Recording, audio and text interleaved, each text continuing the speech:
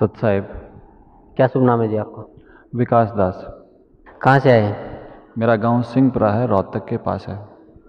संत रामपाल जी महाराज की शरण माने से पहले कौन सी भक्ति करते थे? आज उसको मैं भक्ति तो नहीं कहूँगा, लेकिन मैं एक पंथ से जुड़ा था जिसका नाम आर्य समाज था। मेरा जन्म ही उस पंथ में हुआ है और परिवार मेरा आर्य समाजी आज भी है।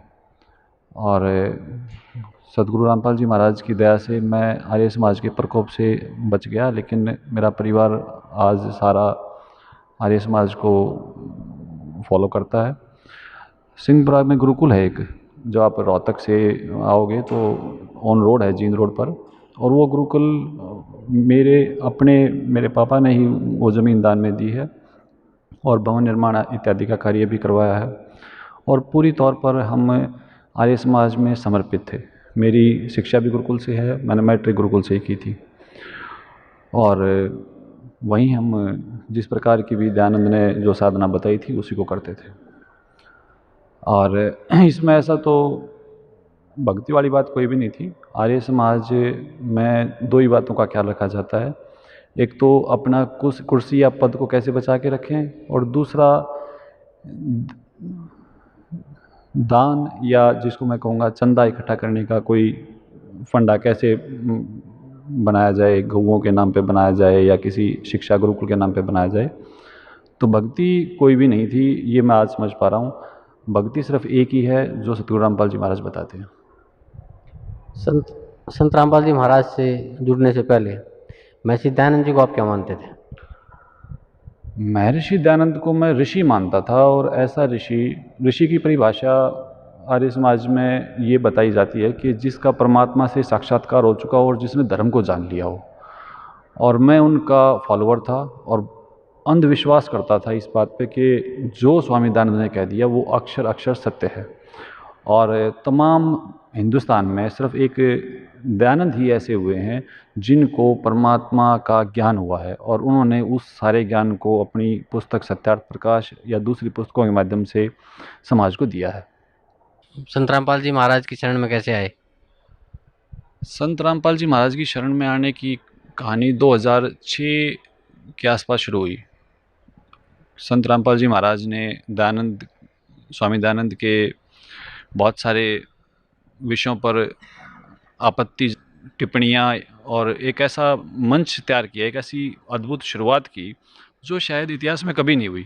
इन्होंने एक ज्ञान चर्चा के नाम से एक ऐसा मंच तैयार करने की कोशिश की जिसमें आर्य समाज से चर्चा की जा सकती थी, और उसका माध्यम था मीडिया, प्रिंट मीडिया। अखबार के माध्यम से संत रामपाल जी महाराज ने सत्यार्थ प्रकाश में जो भी आपत्तिजनक बातें थी उनको प्रकाशित करवाया, और आर्य समाज के सदस्यों से प्रार्थना की कि आप कृपया इसके बारे में बताएं कि ये इन बातों का अर्थ क्या है और ये सत्यार्थ प्रकाश में क्यों लिखी गई हैं, और क्या ये बातें एक सभ्य समाज में लागू की जा सकती हैं। मैंने उस अखबार को पढ़ा था, और जब मैंने उस अखबार को पढ़ा तो मुझे एक झटका लगा कि संत रामपाल जी महाराज को इस तरह की बातें नहीं लिखनी चाहिए थी, क्योंकि ऋषि दयानंद ये बातें नहीं कहते। मैंने सत्यार्थ प्रकाश को पढ़ा। जब मैंने उसको पढ़ा तो अक्षर अक्षर सत्य थी वो बातें जो अखबार में दी गई थी। मैंने दोबारा फिर सत्यार्थ प्रकाश को पढ़ा, और पढ़ने के बाद मुझे एक झटका लगा कि ये बातें हो कैसे सकती हैं। सबसे बड़ी जो घातक मेरे लिए थी कि चौथे समोल्लास में ऋषि दयानंद ने वो बातें लिखी हैं जो एक ऋषि कह ही नहीं सकता। वो इतनी ओछी और घटिया बातें हैं। मैं सत्यार्थ प्रकाश को लेके जो आर्य समाज के जिम्मेवार आचार्य थे उनके पास गया, और मैंने उनसे उस चर्चा के बारे में बात की कि इस तरह के प्रश्नों का जवाब हमें देना चाहिए, और मुझे इस बात का यकीन है कि जो दयानंद कहना चाहते थे वो हम नहीं समझ पाए, या संत रामपाल जी उस चीज़ को नहीं समझ पाए जो ऋषि दयानंद का संदेश था। लेकिन मैं उनसे जो प्रश्न चौथे समोल्लास के बारे में करता तो वो मुझे 8वें या 7वें के बारे में बात करते। मैंने बार बार उनसे प्रार्थना की कि आप चौथे समोल्लास के बारे में ध्यान केंद्रित करें और मुझे ये बताएं कि ये जो विवाह नियोग इत्यादि का वर्णन किया गया है चौथे समोल्लास में, इसका क्या प्रयोजन है, इसमें किस प्रकार के, इसको हम तार्किक आधार पर कैसे प्रमाणित कर सकते हैं। लेकिन उन आचार्यों ने इसका मुझे कोई जवाब नहीं दिया। मैं सत्यार्थ प्रकाश से संबंधित लोग दिल्ली में भी हैं मेरे कुछ परिचित, मैं उनके पास भी गया। वो पहले हमारे सिंहपुरा गुरुकुल से संबंधित थे। तो मैंने उनसे भी चर्चा की और फाइनली ये रहा कि जो संत रामपाल जी महाराज ने कहा था वो सत्यार्थ प्रकाश में था। और ये होने की वजह से मुझे ये लगा कि चलो हो सकता है यहाँ ऋषि दयानंद से गलती रही हो, लेकिन बाकी तो उसकी बातें सभी ठीक हैं। एक अखबार के माध्यम से ही आर्य समाज जो हरियाणा की प्रतिनिधि सभा है उसने जवाब दिया, लेकिन वो जो जवाब था उससे मैं संतुष्ट नहीं था। मैं नहीं चाहता था उस जवाब को देना, क्योंकि जब सामने वाला आपसे पूछता हो कि 2 और 2 कितने होते हैं, तो आपका कर्तव्य आप ये बताएं 4 होते हैं। वो बता रहे थे 3 और 3 6 होते हैं। जो संत रामपाल जी के प्रश्न थे सत्यार्थ प्रकाश के बारे में और जो उन्होंने प्रिंट करवाए वो उसका उत्तर नहीं थे। इसके बाद मैंने उनसे प्रार्थना की कि आप इस तरह की बातें ना करें। हम इस मंच को जो संत रामपाल जी महाराज ने शुरुआत की है इसको एक ऊंचाई तक लेके जाएंगे और जनता के सामने स्पष्ट कर देंगे कि दयानंद का ज्ञान कहीं भी किसी रूप में गलत नहीं था। लेकिन मेरी इस बात का उन लोगों पर कोई प्रभाव नहीं पड़ा और मेरा ज्ञान इस लेवल का नहीं था कि मैं उस चीज़ को लोगों को समझा सकूं। इसके बाद उन्होंने ओछे और घटिया आरोप संत रामपाल जी महाराज पर लगाने शुरू हो गए और मैं उनकी मीटिंग्स में जाता था। मेरा वहाँ मैं एक केंद्र बिंदु रहा अपने समय में आर्य समाज का। उन्होंने मुझे अलग थलग कर दिया क्योंकि मैं नहीं चाहता था कि इस तरह के आरोप लगाए जाएं, इस तरह की बातें की जाएं। मैं जानता था आर्य समाज की एक प्रवृत्ति है कि वो अपनी जीत या अपनी कुर्सी को बचाने के लिए हिंसक भी हो सकते हैं, गंदे आरोप भी लगा सकते हैं, मैं ये जानता था। लेकिन इस विषय में मैं ऐसा नहीं चाहता था। मैं ये चाहता था कि ये चर्चा समाज के सामने आए और संत रामपाल जी महाराज जिस तरह की बातें दयानंद के बारे में करते हैं वो बातें स्पष्ट हो जाएं। लेकिन ऐसा नहीं हुआ। मैं उनसे अलग हो गया और उनकी मीटिंग्स वगैरह में जाना मेरा बंद हो गया और उन्होंने एक ऐसा शगुफा तैयार किया कि अगर मैं आज उसकी चर्चा करता हूँ तो मुझे शर्म आती है इस बात पे कि मैं उन लोगों से कभी संबंधित रहा हूँ। उन्होंने ओछे घटिया आरोप जो शायद सभ्य समाज में उनका जिक्र भी किया करना पाप है, उन्होंने संत रामपाल जी महाराज पर लगाने शुरू कर दिए। और इस बात में सबसे बड़ा सहयोग उनका प्रशासन से था और मीडिया से था। मीडिया को भी लगातार भ्रमित करने की कोशिश की गई और उन चीज़ों को उन्होंने बार बार उछाला और ये होते होते जुलाई 2006 आ गया। जुलाई 2006 में जो भी घटना हुई वो शायद इतिहास की सबसे घिनौनी और शर्मनाक घटना रही होगी। आने वाली पीढ़ियाँ शायद ये बात ना कह पाएँ कि आर्य समाज नाम का कोई पंथ ऐसा था जो कभी किसी भी प्रकार से जाने अनजाने में धर्म से संबंधित रहा हो। संत रामपाल जी महाराज का सत्संग करौथा आश्रम में चल रहा था लगातार और वहाँ उन्होंने अपने कुछ लोग बुलाकर, और एक बात मैं और विशेष कहना चाहूँगा आर्य समाज के बारे में कि वो एक ऐसा ग्रुप है, पंथ नहीं कहूँगा मैं उसको, उनके पास संख्या कुछ नहीं है, वो एक ऐसा ग्रुप है और उस ग्रुप के पास एक विशेषता है कि वो भाषण के माध्यम से पब्लिक को ऐसा भड़का सकते हैं कि ये कला दूसरे के पास किसी की नहीं है। और उन्होंने डीगल करौथा इत्यादि अलग अलग गाँव में जाके कुछ इस तरह के भड़काऊ भाषण दिए और जिससे उस आश्रम को चारों तरफ से घेर लिया गया। आश्रम में आने वाले बहन बेटियों के साथ बदतमीजियाँ शुरू हो गई और इस चीज़ का पूरा कारण आर्य समाज ही था। और इन चीज़ों को, बहन बेटियों के साथ बदतमीज़ी और आश्रम में बंद लोगों को 4 दिन तक बिजली पानी इसकी सप्लाई काट दी गई। ये मेरे लिए बहुत ही दुर्भाग्यपूर्ण था। मैं इस बात को नहीं सहन कर पा रहा था, फिर भी मैं न्यूट्रल था। मैं जानता था कि सच बोलने की सज़ा इस समाज में मिलती है और ख़ास तौर पर जब भी हमारे समाज से संबंधित रहे तो कूटनीति और इस तरह की बातें वहाँ अक्सर सत्ता की लोलुपता में चलती रहती हैं। मुझे यकीन था कि अभी आश्रम बंद हो जाएगा और ज़्यादा दिन कुछ ऐसा नहीं होगा, लेकिन वहाँ जो भी कुछ हुआ उससे मुझे एक मलाल अवश्य हुआ कि जो मंच तैयार किया गया था ज्ञान चर्चा के लिए, ये सबसे बड़ा नुकसान विद्वता को ठेस पहुँची है। विद्वान लोगों का विश्वास धर्म से अब हट जाएगा। संत रामपाल जी महाराज के अनुयायियों को चारों तरफ से घेर के तंग किया गया, परेशान किया गया, बहन बेटियों के साथ बदतमीजियाँ की गई और ये कोशिश की गई कि आश्रम पर हमला कर दिया जाए। प्रशासन का इसमें पूरा सहयोग रहा। वो जो सीडी संत रामपाल जी महाराज एक जागरण चैनल के माध्यम से दिखाई गई है, अगर उसको देखते हैं तो शायद आंखों में पानी आता है कि पुलिस मूक दर्शन बन के देखती रही और हमलावर ने हमला किया। अब आप ये सोचें, एक बार उस चीज़ का, उस स्थिति का अंदाज़ा करें कि जब मैं अपने घर में अपने परिवार के साथ कैद हूँ और चारों तरफ से मेरा बिजली, पानी, खाने की सप्लाई काट दी जाए, तो मेरी स्थिति किस प्रकार की हो सकती है। क्या वो लोग जो वहाँ इकट्ठे थे वो इस देश के नागरिक नहीं थे? क्या वो लोग जो वहाँ थे उनका क्या मकसद था? वो देशद्रोही नहीं थे, वो चाहते थे कि वो भक्ति करें और वो भक्ति करने के उद्देश्य से वहाँ इकट्ठे हुए थे। और उनके साथ ऐसा सलूक, शायद ये बहुत बड़ा दुर्भाग्य रहा इतिहास का कि ऐसी घटना 21वीं शताब्दी में, जब हम ये कहते हैं कि सभ्यता की चरम सीमा पर हैं, ऐसी घटना रोहतक में भूपेंद्र हुड्डा के प्रशासन में ऐसी घटना घटित हुई। और ये 4 दिन के बाद सरकार ने, प्रशासन ने उकसाया लोगों को कि आश्रम पे हमला कर दिया जाए। तब प्रतिरक्षा के लिए भी लोग, हम आश्रम की ओर से प्रतिरक्षा की गई भी, किसी को घुसने ना दिया जाए ताकि बहन बेटियों की, बुजुर्गों की, बच्चों की रक्षा हो सके। और मैं समझता हूँ आज कि ये सर्व संत रामपाल जी महाराज की शिक्षाओं की वजह से, आज जब मैं इस बात को समझाऊँ कि संत रामपाल जी महाराज की शिक्षाएं हैं कि जो उसका बुरा भी करे उसका भी वो बुरा नहीं करते। लेकिन ये नहीं था कि अंदर जो थे उनको क्रोध नहीं था, उनको गुस्सा नहीं था, लेकिन उनका एक आदर्श है कि वो हमेशा गुरु की बात को श्रेष्ठ मानते हैं। और गुरु जी के ये वचन थे कि नहीं, हमें हमला नहीं करना, हमें सिर्फ अपनी रक्षा करनी है, अपने दरवाजे बंद कर लो, अपने आप को बंद कर लो और परमात्मा के भरोसे पे छोड़ दो। और परमात्मा के भरोसे पे ये हुआ कि परमात्मा की दया से वो सभी सुरक्षित रहे। इसके बाद प्रशासन ने सीधे तौर पर उनको जेल भेज दिया।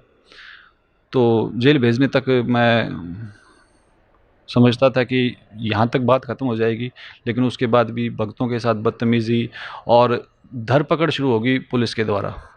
जो जहाँ जिस हालात में मिला उसी को पुलिस ने पकड़ लिया। और जहाँ तक मेरी जानकारी रही कि 18, 15 साल के बच्चों को, मेरे ख्याल में 1 या 2 तो जुवेनाइल हैं जिनको 302 के केस बनाया गया है। और ये सिर्फ पुलिस की धरपकड़ थी, ऐसा कुछ नहीं था। आक्रमण, आप ये देखें, एक बात देखें कि आक्रमणकारियों को तो इनाम दिया गया 50,000 रुपये, मेरे घर पर हमला करने वाले को इनाम दिया गया। मैं अपने घर के अंदर बंद था, मैंने किसी पर हमला नहीं किया, मुझे जेल में डाल दिया गया। इस घटना ने मेरा आर्य समाज से विश्वास उठा दिया। लेकिन फिर भी मैं ये चाहता था कि एक दिन ऐसा अगर होगा तो मैं ज़रूर ज्ञान चर्चा में संत रामपाल जी के साथ इस विषय में बात करूँगा। समय बीतता चला गया। मैं अक्सर देखता था कि अखबार में लिखा होता था, भक्तों को दौड़ा दौड़ा कर पीटा। मुझे ही लगता था ये बातें किसी दूसरे देश की हैं, हिंदुस्तान में ऐसा संभव नहीं। लेकिन ये बातें इसलिए थी कि प्रशासन नहीं चाहता था कि संत रामपाल जी सर्वाइव करें। वो ये चाहते थे कि किसी भी तरीके से इनका नामो निशान मिटा दिया जाए। लेकिन मैं तो यही कहूँगा कि परमात्मा का बहुत बड़ा साथ था भक्तों के साथ कि उन्होंने संघर्ष किया। और संघर्ष करने के बाद 22 महीने तक जेल में अंदर रहकर संत रामपाल जी महाराज, मेरे गुरुजी, बाहर आए। बाहर आने के बाद मेरा एक भाई, मेरी बुआ जी का लड़का हरजीत, उसको मैं समझाने के लिए चला गया कि भाई अगर आपको गुरु बनाना है तो आप कोई और बना लें। मुझे लगता नहीं कि इनका भविष्य ज़्यादा लंबा है, क्योंकि जब प्रशासन और एक पंथ विशेष जो काफ़ी हिंसक है, जब वो किसी के विरुद्ध हो जाए तो ज़्यादा लंबी बात नहीं हो सकती। तो उसने कहा कि क्या आपने संत रामपाल जी महाराज का ज्ञान सुना है? मैंने कहा हाँ सुना है, और ज्ञान तो किताबों से पढ़ के कोई भी दे सकता है। वैसे तो हमें आवश्यकता नहीं कि हम गुरु बनाएं, हमारी शिक्षा पूरी हो चुकी है और हम स्वयं दूसरों के गुरु हैं। आप को फिर भी बनाना है तो और बहुत सारे गुरु हैं, आप किसी प्रकार की समस्या में ना पड़ के गुरु कोई और बना लें। तो उसने मेरे को कहा कि आप ऐसा करो, एक सत्संग सुनो। तो उन्होंने सत्संग चलाया, सीडी चलाई। उसमें मैं ज़्यादा तो मैं याद नहीं रख पाया, लेकिन मुझे एक बात ने बहुत अंदर तक भेज दिया।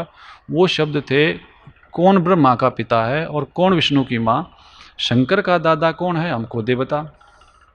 15-20 मिनट का मैंने सत्संग सुना होगा और मेरे को इससे अलग कोई बात याद नहीं रही और मैं सो गया। उसके बाद ये बात मेरे दिमाग में रहती भी, कौन ब्रह्मा का पिता है और कौन विष्णु की माँ और शंकर का दादा कौन है, ये तो बड़ा अद्भुत बात है। इस बात में दो ही बात हो सकती है, या तो ये झूठ है और या फिर ये बहुत बड़ा ज्ञान है जिसकी तुलना दूसरे किसी ज्ञान से नहीं की जा सकती। उसके बाद 302 का मुकदमे में हरजीत बंद था, रोहतक उसकी तारीख लगती थी, तो मैं उसके पास फ़ोन करता, मैं उसको बुलाता कि आप मेरे पास आओ। ज़्यादा मेरी कोई नहीं थी, लेकिन मेरी एक नीयत ये थी कि मैं चुपके से उसकी सीडी गाड़ी से निकाल लूँ, क्योंकि मेरा अहंकार काफ़ी बड़ा था। मैं नहीं चाहता था उससे प्रश्न करूँ, क्योंकि मैं बहुत अपने आप को समझदार सोचता था, उससे बड़ा मानता था। मैं उससे सीधे तौर पर नहीं पूछना चाहता था, लेकिन मेरे ये मेहनत सफल नहीं हुई। और फिर मैंने हरजीत से प्रश्न किया कि ये जो ब्रह्मा का पिता और विष्णु की माँ है, ये मामला क्या है। तो उसने मेरे को बताया कि आप जब इस सीडी को सुनोगे और गुरुजी की किताब पढ़ोगे तो आपको अंदाज़ा हो जाएगा। तो अब वो दोबारा से परमात्मा ने मेरे को मौका दिया, जो मेरा आर्य समाज के कुकृत्यों और उनके पाप कर्मों की वजह से मैं छूट गया था मेरा पीछे। तो मैंने कोशिश की, चलो एक मैं संत रामपाल जी महाराज जो आज मेरे गुरुजी हैं, पूजनीय गुरुजी, मैं उनसे चर्चा करूँगा। और इस विषय में मैं उनके साथ आश्रम में आ गया।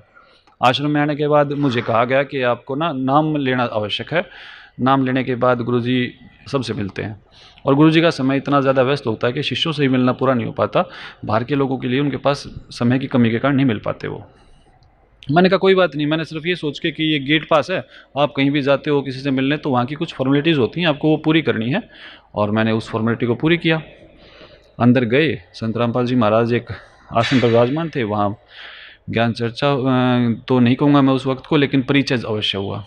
उस परिचय के बाद जब मैं आया तो मुझे एक चीज़ ये लगी कि जो नाम मुझे दिया गया है, जो मंत्र मुझे दिया गया है, ये अद्भुत है। इसमें एक बहुत बड़ी मुझे एक खिंचाव महसूस हुआ कि ये कुछ ऐसा है जो मुझे चाहिए था। और मुझे सर्वाइकल पेन था गर्दन में, और मैंने उस मंत्र का वैसे ही जाप किया कि मंत्र है तो चलो मैं जाप करता हूँ। मैंने जाते वक्त जाप किया तो मैंने काफ़ी झटके दे के देखा तो मेरे को सर्वाइकल पेन नहीं रहा। तो घर जाके मैंने मेरी पत्नी बच्चों को बताया, भाई एक ऐसा अद्भुत मंत्र है और तुम इसका जाप करो। क्योंकि इससे पहले मैं कभी किसी गुरु प्रथा से जुड़ा हुआ नहीं था, तो ये ज्ञान मुझे नहीं था कि इस प्रकार मंत्र ना बताना चाहिए। बताने वाले को भी नुकसान होता है और जो उसको करेगा तो उसको भी उसकी हानि होगी। अब उन्होंने उस मंत्र का जाप किया तो जो दर्द मेरा ठीक हो चुका था वो दोबारा से हो गया। मैं नहीं समझ पाया। मैंने कहा चलो खैर जो भी था, कुछ देर के लिए मेरे को सहारा मिला। इसके बाद मेरा आश्रम आना लगातार जारी रहा और मैं सत्संग सुनता। तो मैं यहाँ से जाता आश्रम से घर जाके मैं पुस्तकें पढ़ता। मेरे जन्म से वेद मेरे घर में है और मैं उन प्रश्नों को तैयार करता, 20-20 घंटे में पढ़ता। तो एक बार मैंने ये किया कि मैं पूरी तैयारी मैंने कर ली। मेरे पास तकरीबन 20 से 25 क्वेश्चन के बीच में मैंने तैयार किए, और मैंने ये निश्चित कर लिया था कि इन प्रश्नों का जवाब कोई व्यक्ति दे ही नहीं सकता, क्योंकि वो बहुत ही ज़्यादा मेरी मेहनत के बाद मैंने उनको तैयार किया था। और सबसे बड़ा चमत्कार ये हुआ उस दिन कि आज भी मेरे को वो जगह याद है, बरवाड़ा आश्रम में मैं जहाँ बैठा था। तो उस प्रश्न का या तो मुझे पता था या परमात्मा को पता था, दूसरे किसी से मैंने उनको शेयर नहीं किया था। और मेरे गुरुजी संत रामपाल जी महाराज ने जब सत्संग किया तो उन सभी प्रश्नों का उत्तर उस सत्संग में ही दे दिया, और मैं यूँ टिक मार्क करता चला गया। मेरा हमेशा एक ये रहा है कि मैं भले ही विरोधी रहा हूँ, लेकिन मैंने कोशिश यही रखी है जीवन में कि मैं सच्चा रहूँ। मैं उस दिन अपने आप को बहुत हारा हुआ, टूटा हुआ महसूस कर रहा था कि ये तो जो भी कुछ हुआ ये जीव नहीं कर सकता, ये शक्ति कुछ और है। उस दिन मैंने दंडवत किया और मैंने गुरुजी से प्रार्थना की, गुरुजी मैं आपको समर्पित हूँ।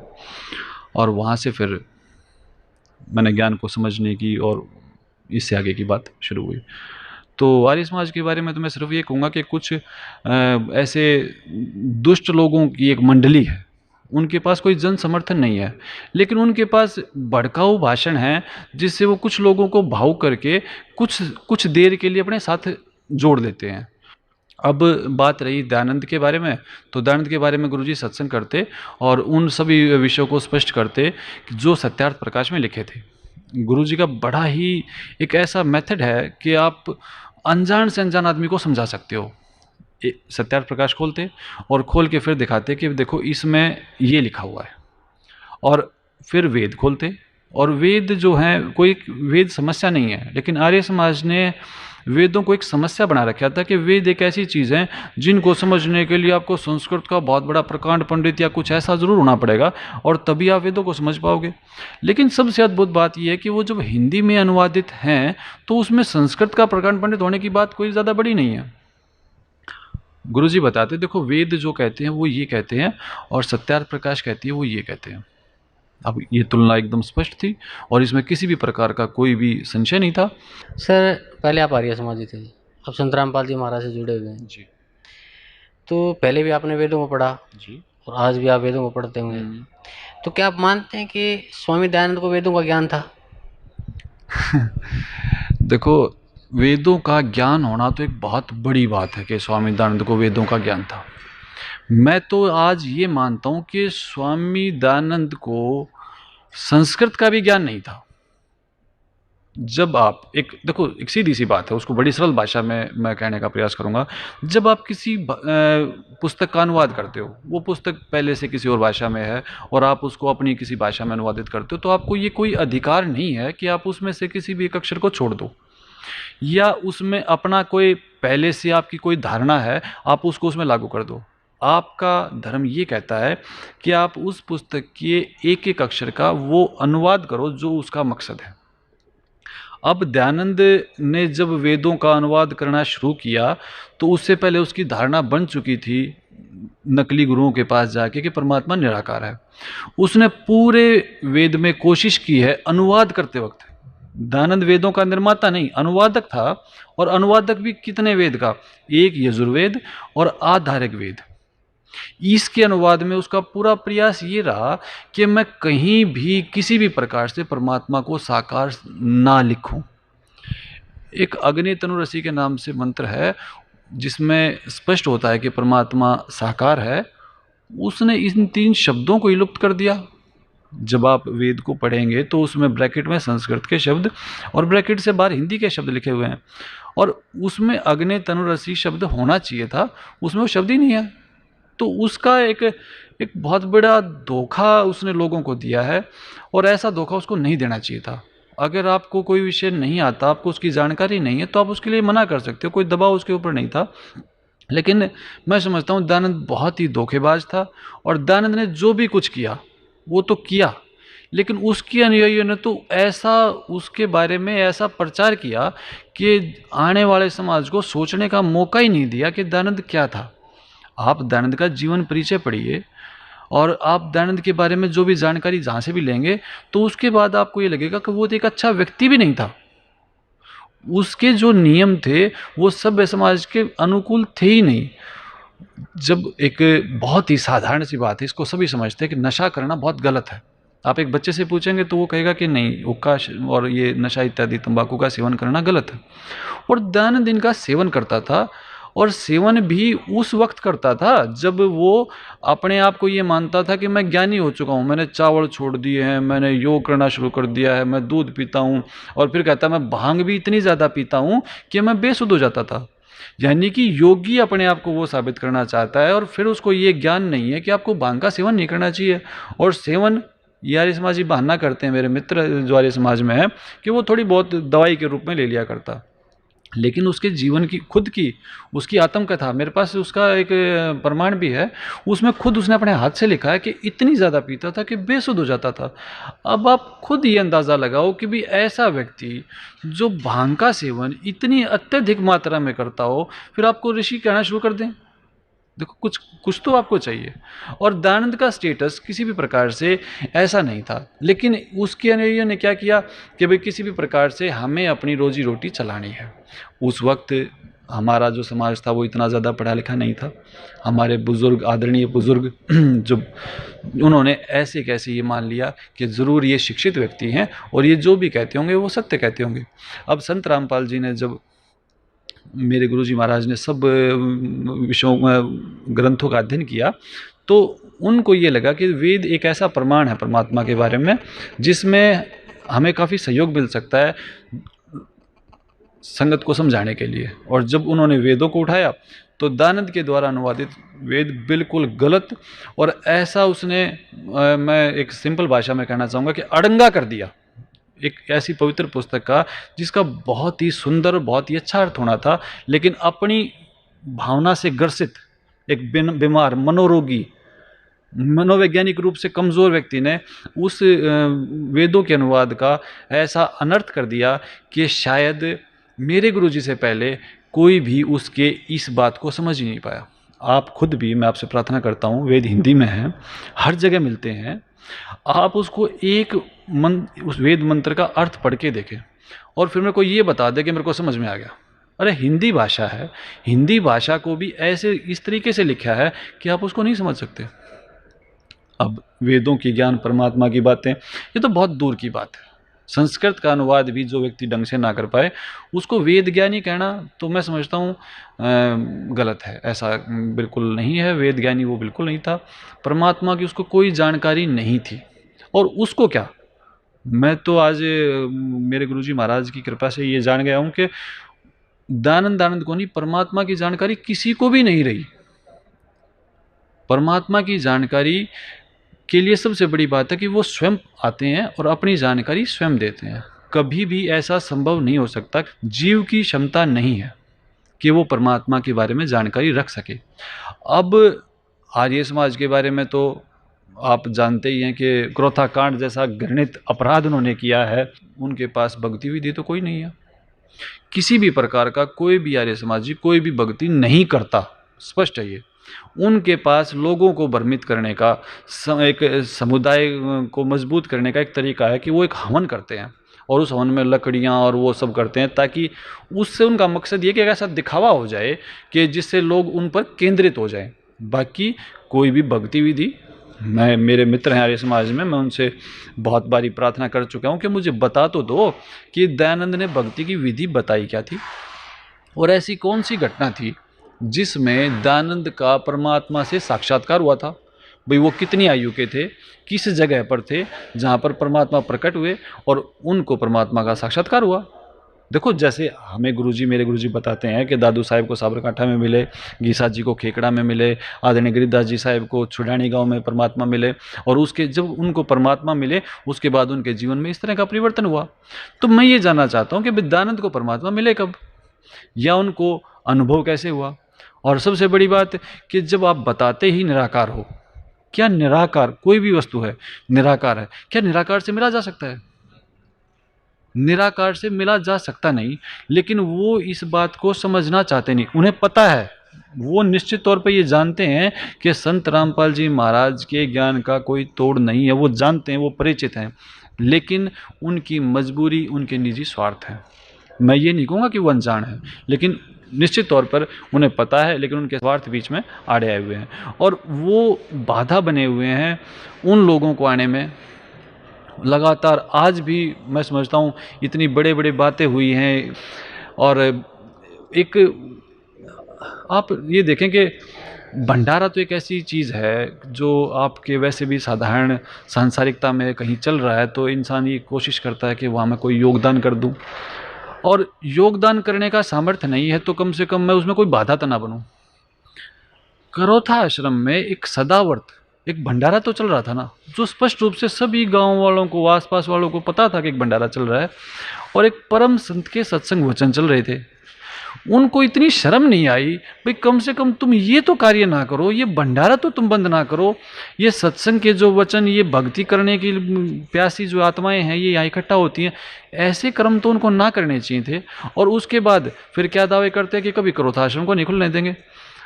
उधर से भूपेंद्र हुड्डा इतना सहायक हो चुका है कि मैं समझता हूँ आने वाली पीढ़ियाँ रावण को भूल जाएगी। अरे ऐसा प्रशासन, आप कहाँ, किसको क्या मुंह दिखाओगे, क्या जवाब दोगे कि आपने किन लोगों के विरोध में ये घृणित कार्य किए हैं। सर, संत रामपाल जी महाराज से नाम उपदेश लेने के बाद आपको क्या लाभ मिला? मैंने पढ़ा था ये कि 3 तरह के दुख जीव को होते हैं, मानव को होते हैं। उनमें से एक अध्यात्म, एक अधिदेव और एक अधिभूत। पढ़ा तो बहुत कुछ था, निवारण किसी चीज़ का नहीं मालूम था। बस ये तो पता था बीमारियां ये हैं, लेकिन उनकी औषधि क्या है ये नहीं जानकारी थी। इन्हीं चीज़ों को 3 ताप कहकर मेरे गुरुजी महाराज संत रामपाल जी महाराज ने समझाया कि परमात्मा कबीर साहिब की भक्ति पिछले पापों का नाश करती है, और 3 ताप के रोग को सिर्फ यही भक्ति काटती है। इसमें बहुत बड़ी बड़ी बातें, जैसे ऋग्वेद मंडल 10 सूक्त 161 का मंत्र 2 ये बताता है कि अगर जीव मानव शरीर को छोड़कर मृत्यु देवता के पास भी जा चुका हो तो वो परम शक्ति, वो परमात्मा कबीर उसको दोबारा से शरीर में लाकर 100 साल की आयु और दे सकता है। ये वेद का मंत्र है जिस पर किसी प्रकार की संदेह की गुंजाइश नहीं। लेकिन एक बार सोचो, क्या संसार जो इतने सालों से वेद को उठाए फिर रहा है, ये क्षमता किसी में थी? ये क्षमता है मेरे गुरुजी महाराज के द्वारा दी गई सद्भक्ति में, कि किसी भी प्रकार का कोई दुख, मृत्यु से बड़ा तो कोई दुख नहीं। और यहां इस वेद मंत्र को बिल्कुल सच साबित कर दिया, अक्षर अक्षर यहां इस चीज को। अगर कोई जीव शरीर को छोड़ के जा सकता है तो संत रामपाल जी महाराज की दया से वो मानव जिंदा हो सकता है और अगले 100 साल जिंदा रह सकता है। मैं साइंस ग्रेजुएट भी रहा हूँ, तो मेरी फार्मा की बैकग्राउंड है, दवाइयों की मेरे को नॉलेज है, बेसिक सी नॉलेज है, ज़्यादा नहीं है। तो मुझे मेरी बेटी को जनवरी में 2010 में ऐसी कुछ प्रॉब्लम हुई कि उनके खाना पीना बंद हो गया और उल्टियाँ ज़्यादा शुरू हो गई। 8 दिन तक किसी दवाई ने काम नहीं किया। अब दवाई की भी एक सीमा है, आप ग्लूकोज लगा दोगे, आप कुछ इंजेक्शन दे दोगे, लेकिन जब तक आपका खाना पीना ऑर्डरली ना हो तो आपका शरीर काम नहीं करेगा।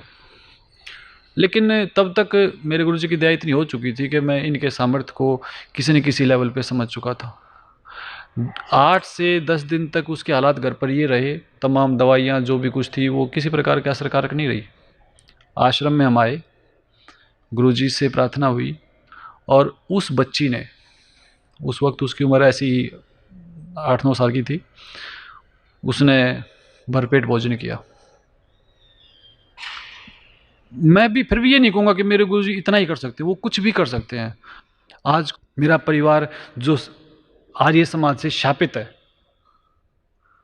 मेरा वो समाज जो सुनना ही नहीं चाहता इन बातों को, लेकिन मेरे भगवान, अगर मैं जोर से भी सांस लेता हूं तो वो सुनते हैं, वो मेरी रक्षा करते हैं, वो मेरे ऊपर दया रखते हैं। ये सब कैसे हुआ? इसका सिर्फ एक ही कारण है, और वो है मेरे आदरणीय पूजनीय संत रामपाल जी महाराज। सर, वर्तमान के आर्य समाजियों को आप क्या संदेश देना चाहते हैं? क्योंकि वो भी आपके साथी रहे हुए हैं, तो मैं समझता हूँ कि उनके प्रति भी आपकी कुछ सिंपैथी होगी, तो उनको क्या संदेश देना चाहते हैं आप?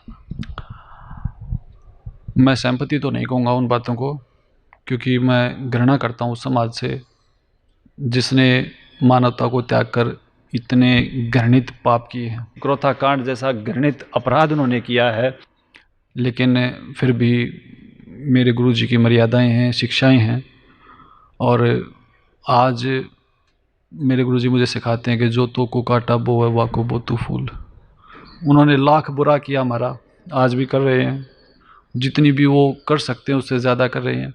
फिर भी ये कहूँगा मैं उनको, चाहे उसमें कोई आचार्य है, प्राचार्य है, या कोई प्रशासनिक व्यक्ति है, कि मेरे गुरुजी से ज़्यादा बड़ा दीनदयाल इस सृष्टि में कोई नहीं है।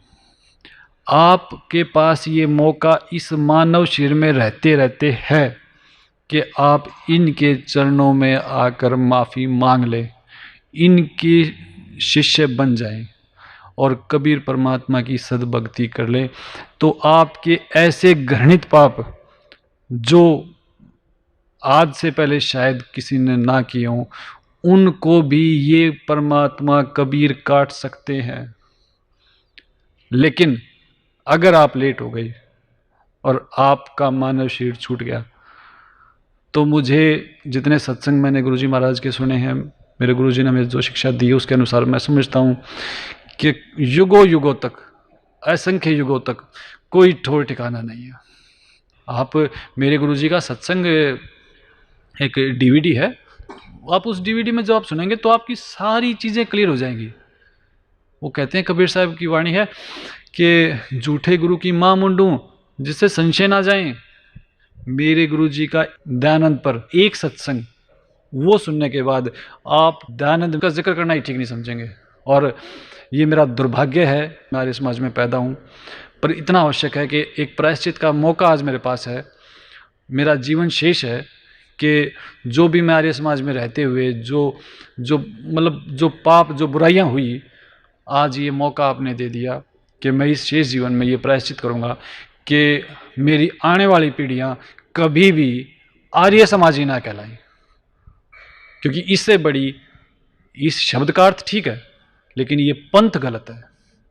जिन लोगों ने अपनी पहचान आर्य समाज के रूप में बनाई है वो बिल्कुल गलत और भ्रमित करने वाला समाज है। सर थैंक यू, आपका बहुत बहुत धन्यवाद।